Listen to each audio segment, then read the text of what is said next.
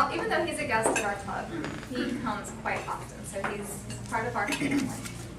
But Karl is a member of 2 Toastmasters Club. He's been the past district governor, and he has earned the highest designation as a DTM, Distinguished Toastmaster. The title of his speech is Laugh at Yourself. Others are. Karl Lyon.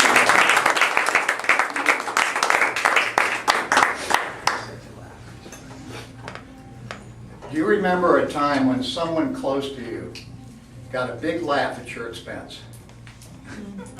Were you embarrassed, humiliated, maybe a little angry? Or did you laugh it off and join in on fun? Madam Toastmaster, fellow Toastmasters, and anyone who's ever been the butt of someone else's joke, can you laugh at yourself? Others are. There wasn't a lot of laughter in my home growing up, except at my expense. You see, I was an easy target. I was anemic, homely, introverted, and because of that, my father seemed to enjoy poking fun at me. This ongoing humiliation was hurtful to me, and it lasted for years. In fact, the only time I can remember even laughing around my dad was one time when he called me an idiot. And I pointed out the irony to him that I was homeschooled. Well, the teasing finally ended when my parents split up, but the damage had been done, and it took me years to recover from that. What about you? Did you grow up in that kind of environment? Do your friends, family, or boss, even today, kid you, tease you? The bigger question, though, is are you self-assured enough to join in the laughter? Let's face it, we all need to laugh more. Parent Magazine said the average 4-year-old laughs over 400 times a day, whereas the average adult laughs only about 12 times a day. Even less if they have a 4-year-old. When I look back at my childhood, I realize now that there were many opportunities to laugh, and I just didn't see them. I was too absorbed in my own pain. Which makes a lot of sense. Humorist Charles Jarvis said that humor is tragedy separated by space and time. Think about it.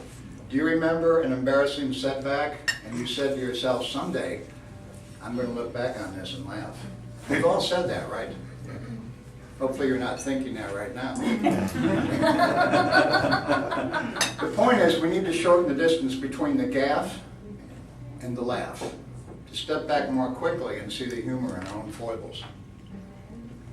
Because when we can do that, it makes the world a lot easier place to live.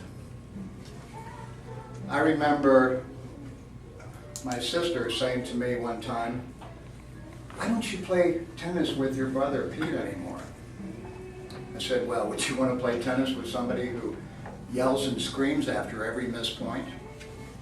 She said, no, I guess not. I said, well, he doesn't want to either.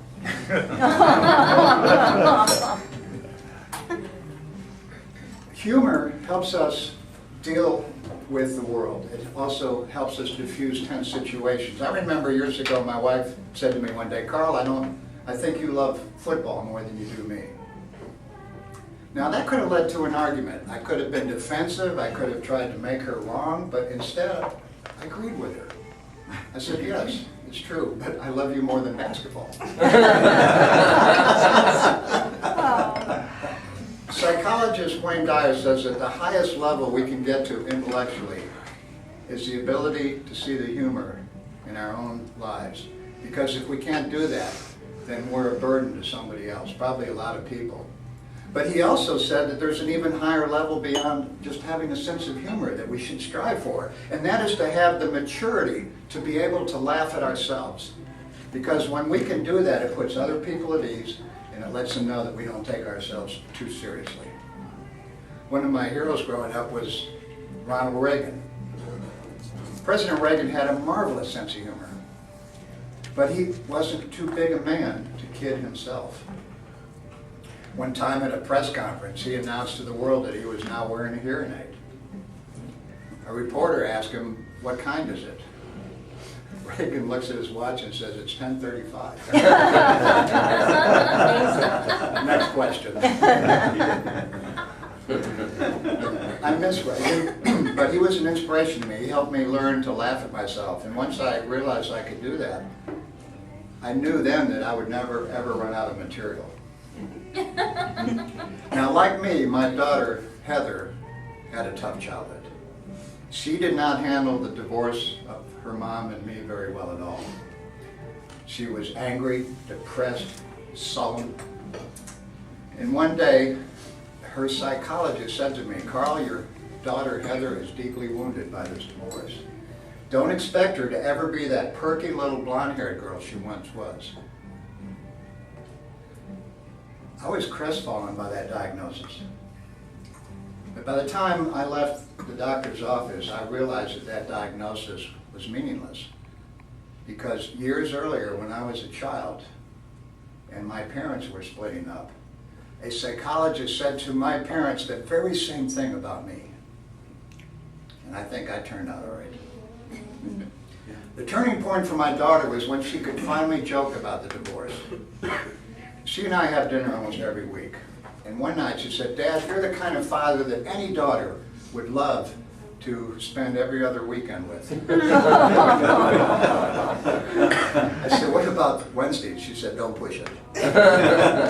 Well, today Heather's one of the most upbeat people I know, and when we get together, we laugh like 4-year-olds. Fellow Toastmasters, I leave you right where I began with a question.